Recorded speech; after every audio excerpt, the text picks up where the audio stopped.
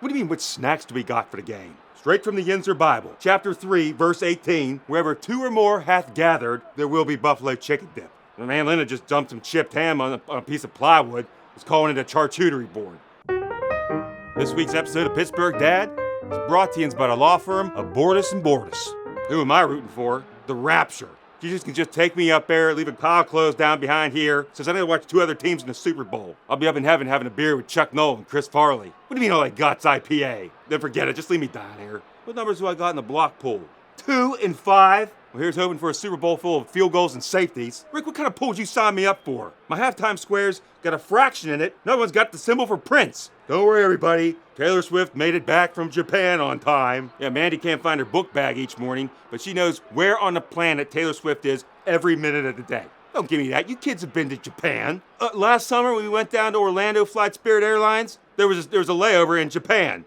In Uzbekistan, Phoenix, the Dead Sea. Spirit was flying us all over like we was carving San Diego. Took us 3 days to get down to Florida. But hey, them tickets were only $30. Well, $35 because they charge us for landing gear. Hey, did you guys see that Vegas Sphere? They showed all the team's Super Bowl rings the other day. Yeah, that was neat. What'd they show for Cleveland? The Jeff Daniels toilet scene from Dumb and Dumber, so they could be represented too. That 49ers guy, Greenlaw, got hurt literally just watching the game. Now he knows how all the Bengals fans feel watching their games past 55 years. Who's singing at halftime?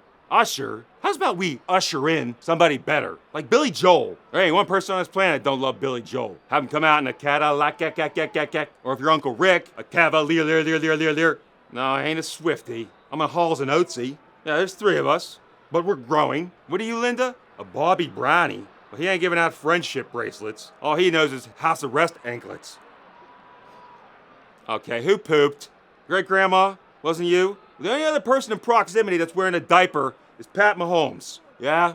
His looks full, all right. He definitely looks like he's walking around with some squash in the trunk. Somebody take him into the blue tent and change that, please. Oh, that's right. This is that first game with the new overtime rules. You flip a coin, and then you just keep adding time until Pat Mahomes wins. It's all right here in the script. Steelers play down, lose to bum opponents. Steelers have a winning record and get blown out in the playoffs. No Super Bowl for Cleveland, and Mahomes wins everything and does 1,000 State Farm commercials. Pretty straightforward. Wait, so if the Chiefs score a touchdown, the game ends on a 2 and a 5. So I gotta cheer for Pat Mahomes so I can win $500.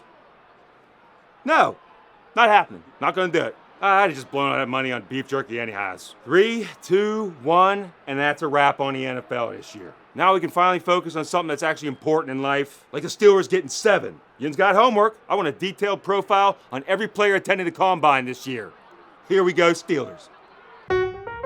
Hey, make sure you subscribe, or else I'm coming over there to holler at you like Travis Kelce did to Andy Reid. Just kidding, because I ain't a jag.